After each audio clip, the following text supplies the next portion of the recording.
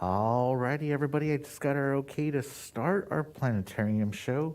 So for now, I'm gonna be putting away our space trivia questions because now we're gonna be stepping into the unknown. Ooh. And good afternoon, everyone. Welcome to the Morrison Planetarium. Really quickly, I just want to introduce myself. My name is Christian. I want to be your planetarium presenter. And just a heads up, I'm not just a voice coming out of the walls. I'm actually a person, and I'm standing right behind you. Hey, how's it going, everybody? Don't hurt your necks. Look forward into the dome before you. I just want to let you know that I'm here. I'm an actual person. And everything that you see in purple right now is going to be one enormous screen thanks to the help of 6 different projectors hidden throughout our planetarium dome. If you're looking for those projectors, they're hidden just below that purple glow. And folks, like I said earlier, this is the last planetarium show of the day, and this is different from all the other shows that we've done here in the Morrison. This is by far my favorite to do. This one's called Tour of the Universe. And with Tour of the Universe, this show is completely live, so you're going to hear my voice for the next 30 minutes. And what this show entails, well, we're going to be starting off pretty close to the Earth, and we're going to be zooming all the way out to the very edge of the observable universe. So hopefully by the end of the show, you won't have an existential crisis of where we are in space.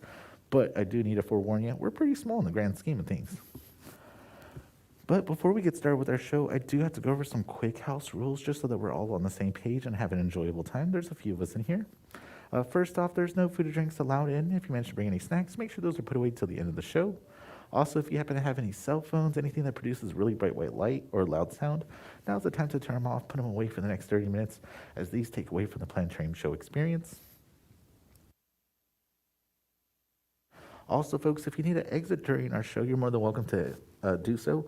All we ask is that you exit towards the top of the planetarium. That's where you're going to find the exits before, during, and after the show. So when in doubt, always make your way up the stairs.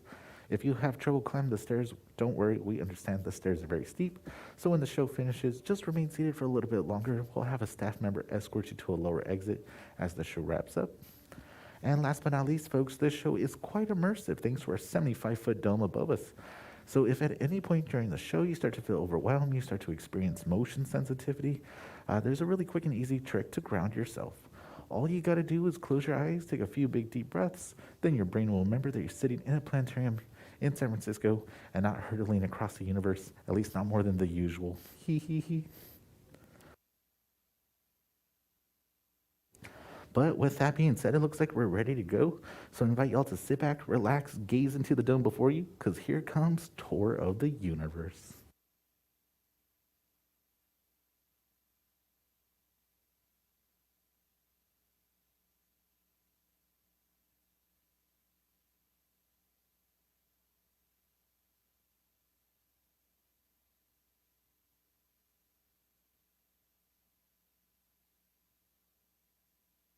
Alrighty, everybody. As I mentioned, we're going to be starting off pretty close to the Earth.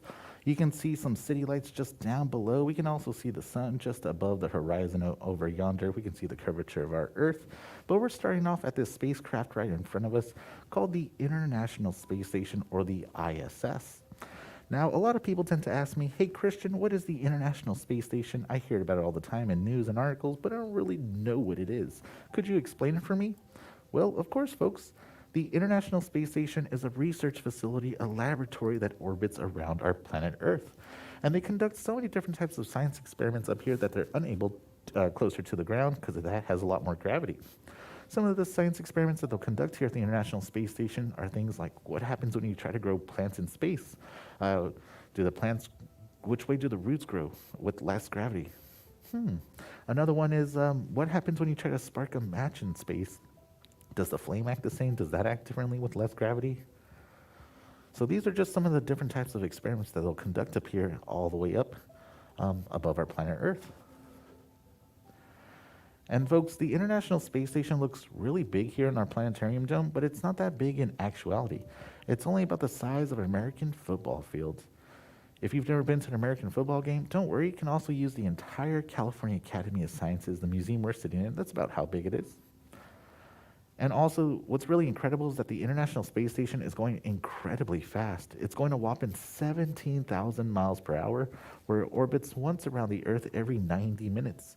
And it experiences 16 sunrises and 16 sunsets a day. Whew, how romantic. And also, folks, this looks really far away from our planet Earth, But it's not too far either. It's only about 225 miles above the surface of our planet. 225 miles, that's like going from San Francisco to Santa Barbara, a nice little road trip to get away with the family for the weekend, so not too bad. But to tell you the truth, folks, this is as far as we put humans out into space nowadays. Only 225 miles above the world because, well, it's really expensive to travel into space. You gotta get your hands on a rocket ship, and then you have to account for so much rocket fuel, and then you also have to account for all the food, water, and all the air you're gonna be breathing while you're up here, so the bill gets really costly quite rapidly.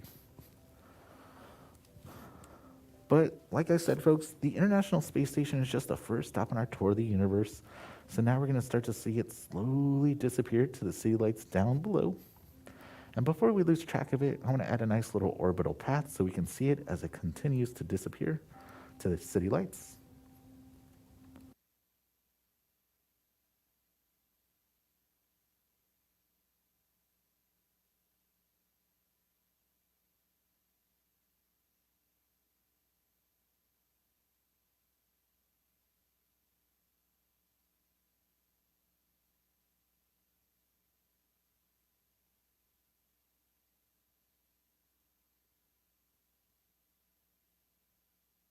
Alrighty, folks, we've zoomed so far away from our planet Earth, we're now able to see our entire planet.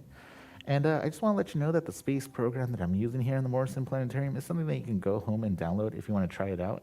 The space program that I'm using here is something called OpenSpace. So if you go to your favorite search engine, type in OpenSpace, you'll come across a link where you can download it. But just a heads up, OpenSpace is still in its beta phase, which means it's not entirely finished. We may come across a few bugs and glitches. If we do, I'll point them out. Hopefully we can look past them. Also, OpenSpace uses a whole lot of processing power and information.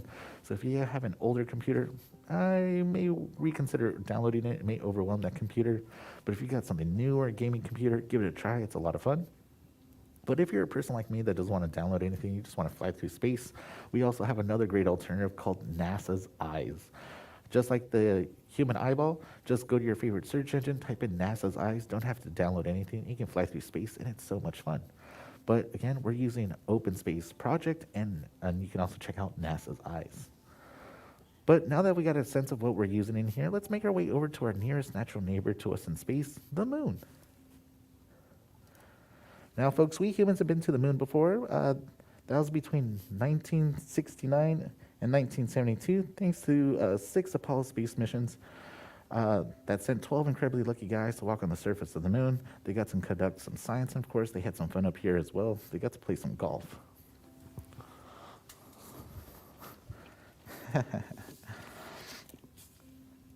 But during those 12 Apollo space missions, that was the only time we ever sent humans to another body in our solar system. So it's been a little while, a little more than 50 years ago or so.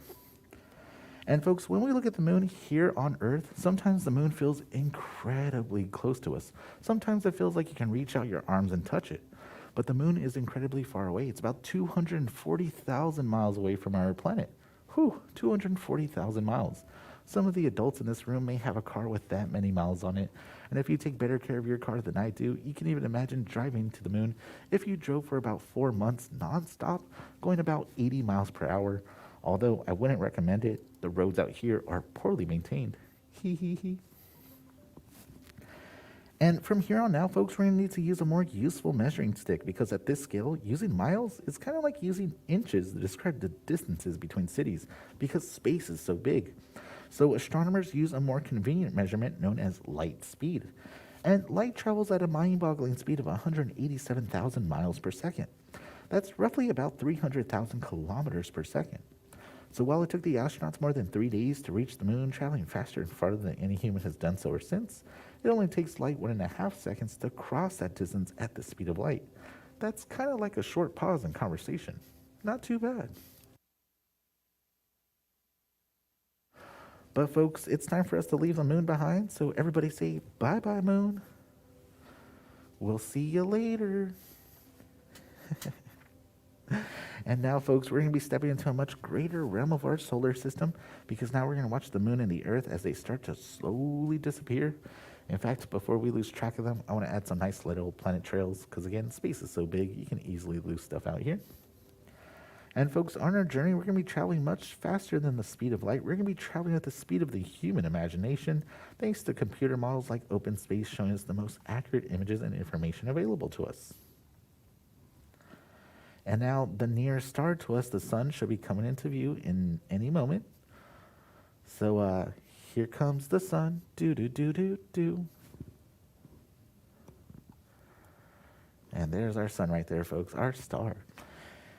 And folks, our sun is also incredibly far away from us as well. The sun's about 93 million miles away from our planet. Whew, 93 million miles. That's a great distance away. But in terms of speed of light, that's not too far. In order for sunlight to go all the way from the sun to our planet Earth, the third rock from the sun, it only takes sunlight about 8.5 minutes at the speed of light. So only 8.5 minutes to travel at 93 million miles. Not too bad either. But now that we got a good sense of our distance from the sun, and we have a nice bird's eye view of our solar system, let's do a quick refresher and see what we have in our solar system. Right in the middle is our star, the sun, by far the biggest thing. The closest planet to the sun, we have Mercury. Then after Mercury, we have Venus.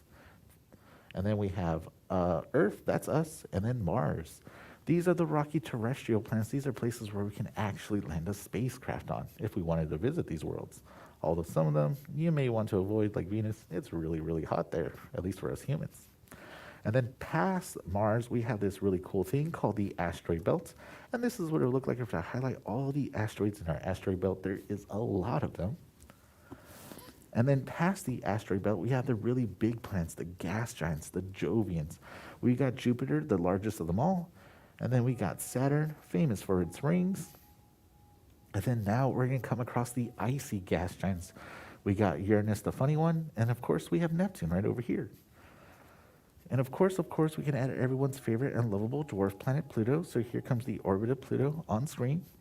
Pluto's just right down below. And a lot of people don't realize that Pluto hangs out here in this outer part of our solar system called the Kuiper Belts. And you're probably wondering, what's the Kuiper Belt? I've never heard of that before. Well, folks, the Kuiper Belt's going to be all this stuff. So you can kind of think of the Kuiper Belt like a second asteroid belt past the orbit of Neptune. You're going to find a whole lot of asteroids, icy asteroids way out here. But I want to put the Kuiper Belt away, and now I'm going to be adding on screen so many different spacecrafts we sent out in the 1970s to explore our solar system. So now on screen, we have the trajectories of Pioneer 10, Pioneer 11, Voyager 1, and Voyager 2, and the latest of them all, New Horizons, which did a quick flyby of Pluto in 2015. We can see that interaction just over yonder. And also want to let you know, folks, that all these spacecrafts are all traveling fast enough to escape the sun and leave our solar system behind. But even the most distant of these robot adventurers, Voyager 1, has not traveled as far as light travels in a single day. In order for sunlight to travel all the way out to the orbit of Pluto, it takes sunlight about 5 hours at the speed of light. 5 hours, not too bad either.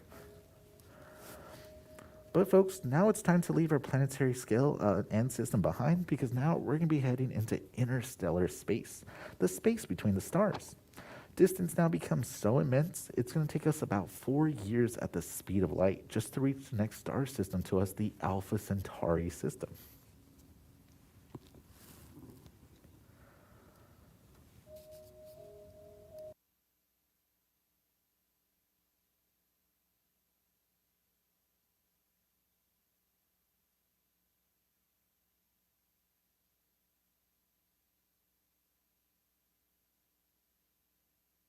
And let me just make sure I'm looking at the right star system. And yeah, that looks like that's going to be Alpha Centauri right next to us. We just flew by it.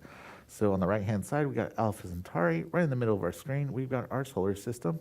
You can see them moving a little bit closer to us. And folks, again, 4 years at the speed of light just to reach the next star system to us. But that doesn't really put into perspective of how long it would take us humans to travel that distance. Well, folks, if you're getting a rocket ship today, left planet Earth, make your way over to Alpha Centauri. It's going to take you about 8,500 years. Whew, and that's just a one-way trip. But let's stop and consider whether humanity has made its presence known beyond our solar system, because now we're going to be stepping inside this thing called the radiosphere.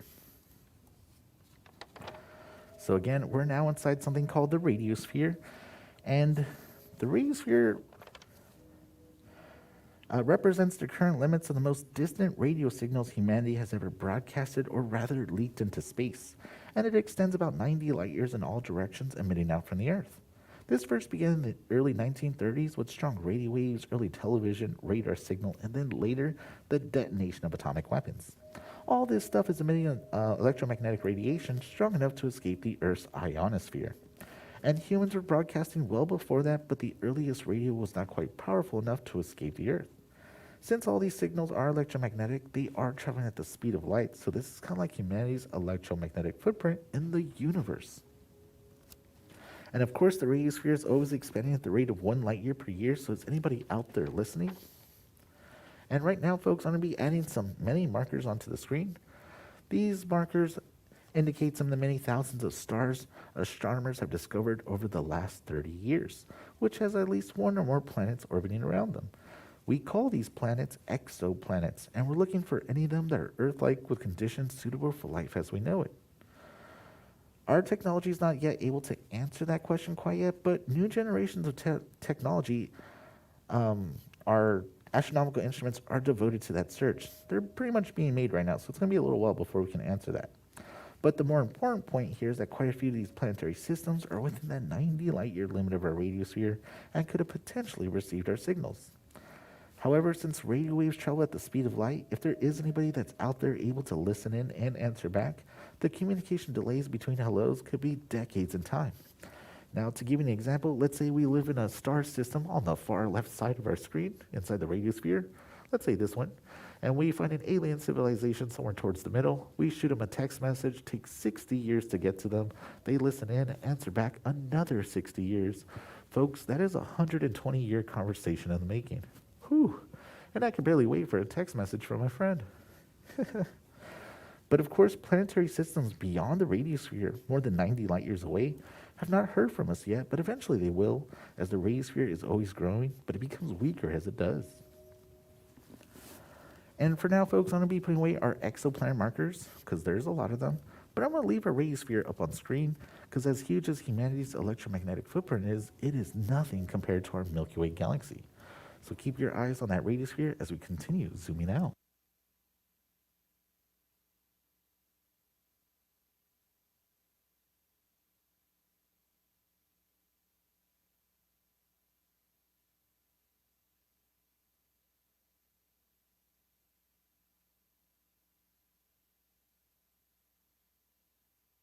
Alrighty, folks, we've zoomed so far out now, we're now able to see our entire galaxy, our Milky Way galaxy, the galaxy that we live in.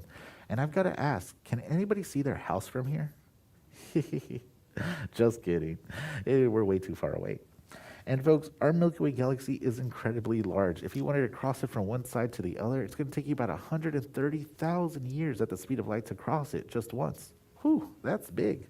And our Milky Way is so huge, we estimate that there's at least 300 billion stars in our galaxy. If our recent discovery of so many exoplanets just within our small neighborhood, within this vast star city is any indication, there could be billions of planets and potentially millions of Earth-like planets throughout our single galaxy. And before we leave our Milky Way galaxy, I want to show you what it looks like from a sideways perspective. You're going to notice that we live in a big flat spiral disk. Kind of looks like a pancake from a sideways point of view. And this is important because when scientists and astronomers want to learn about the universe, it's so much more easier for them to point their telescopes galactically north and galactically south instead of looking through the plane of the Milky Way, which has planets, stars, gas, debris, things that block their view of the universe. So again, it's a lot easier to find stuff by pointing our telescopes galactically north and south. But folks, the Milky Way galaxy is only one of many hundreds of billions of galaxies that comprise the known universe. So now in this giant leap, every single point of light that you're now going to see no longer represents a star, but rather the location of an individual galaxy. Each galaxy containing hundreds of billions, perhaps trillions of stars. And we live in a local galaxy group which contains about 30 galaxies large and small. Also includes the nearest large spiral to us, the Andromeda Galaxy, only 2 million light years away, just next door and heading right for us. We're going to get to know it pretty intimately in about 5 billion years, so mark your calendars. And as we continue zooming out, folks, you're now going to realize that galaxy clusters are not evenly distributed throughout space. Instead, galaxies like to clump together in large groups and clusters, or they like to avoid each other with very few galaxies or no galaxies at all. So we can see a nice galaxy cluster towards the top right of our screen. We can see some really good ones towards the bottom as well. We can see very few to no galaxies all the way at the top of our dome. You can kind of think of galaxies like people. They like to hang out together or they like to avoid each other. And folks, we've zoomed so far out now that this picture that we're looking at represents the closest 30,000 galaxies to us to a space over 300 million light years across. We got to give thanks to an amazing astronomer by the name of Dr. Brent Tolley, who worked at the University of Hawaii, who compiled this amazing representation thanks to the work of dozens of other astronomers working aside him over decades of time. So big shout out to Dr. Brent Tolley. I love flying through this map. But now, folks, we have automated systems that are mapping even the most distant galaxies. So, folks, we're now about to see the very large-scale structure of the universe.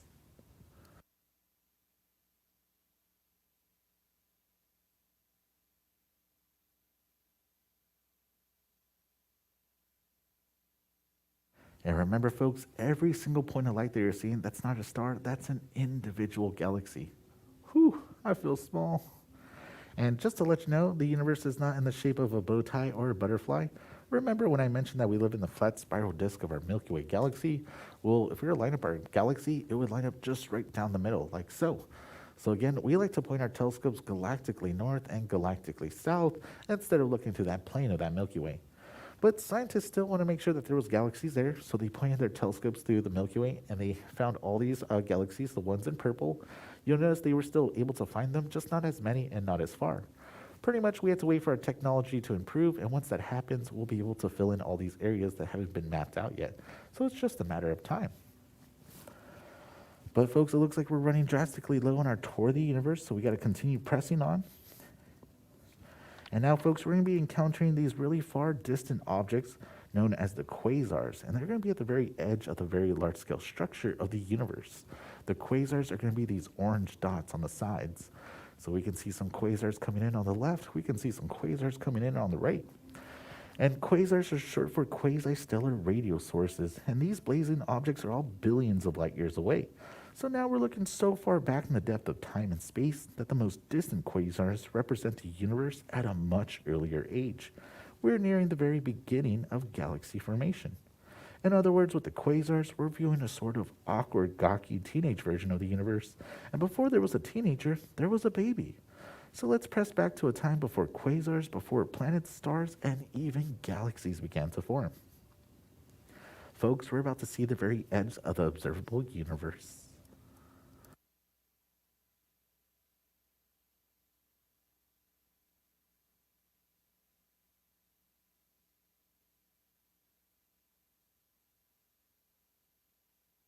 Alrighty, folks, here we are at the very edge of the observable universe, and what we're looking at is something called the Cosmic Microwave Background Image, or the CMB image for short. And all evidence indicates that the universe that we live in is about 13.8 billion years old. And this is data compiled by Planck and other radio telescopes. And the picture that we're looking at is a very baby version of the universe, only 380,000 years after the Big Bang occurred, where space and time began. And it's not a typical photo either. Instead, this is a temperature density image where the light echoes of the Big Bang are color-coded, where the lighter areas correspond to the hottest, least dense regions, and the darker areas the coolest, densest regions. These fluctuations in temperature and density are extremely tiny. They vary no more than 1 part per 100,000. But these really tiny differences eventually gave rise to that large-scale structure of the universe that we saw moments ago. That clumping and clustering of galaxies everywhere. Figuring out just how that happened is one of the larger challenges for cosmological research today. Though our view here is of the outer edge of the known universe, folks, the earliest light visible to us, that radiation actually persists all around us. It permeates the universe, stretching and cooling as the universe expands over billions of years of time.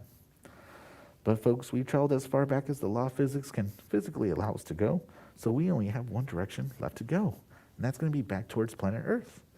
So let's find a nice entry point through all these quasars and galaxies.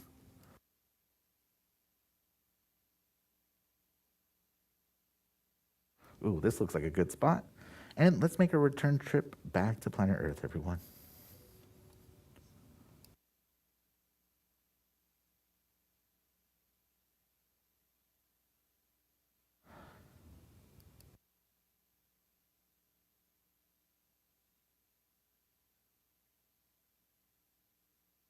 Alrighty, everybody, we're crossing an expanse of over 13 billion light years. We present you with this view of our universe and the latest in cosmological and astronomical information. We're covering eons and observing objects billions of light years apart. Now, we live in a golden age of astronomy with new generations of telescopes and spacecrafts that are extending the reaches of our eyes, preparing for the eventual race between the advancement of technology and the accelerating expansion of the universe. And with that thought, I want to remind you all that astronomy is for everyone. You don't need to be a rocket scientist to enjoy the beauties and wonders of our universe. All you need is the night sky, and if you can, get away from the lights of our cities and look up. Even a good pair of binoculars makes for a decent first telescope, everyone. And there's astronomy clubs all around the world that invite people just like you to look through their telescopes and peer into the great beyond, allowing you to partake in the wonders that our universe has to offer. Astronomy as a hobby can offer an endless supply of satisfaction, and I do hope you'll join us, those who dream amongst the stars. But hey, look at that. We made our way back into our Milky Way galaxy. We headed straight through that radiosphere, and we're now approaching our solar system, our little neighborhood in the vastness of space.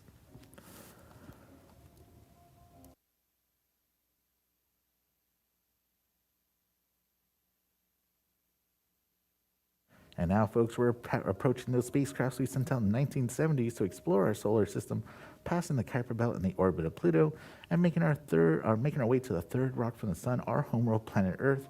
All the people that we know, everyone we ever learned in history, all lived on this one planet. And now we're about to pass the orbit of the moon, the furthest we've ever sent humans out into outer space. And folks, as we make our final approach back to planet Earth, this is going to be the end of our Tour of the Universe show. And I want to thank y'all for stopping by and watching it with us today. I hope you did enjoy it. But hey, look at that. We made it back home safe and sound. And that's all for today, folks. Thanks for stopping by, everyone. I hope you have a great day.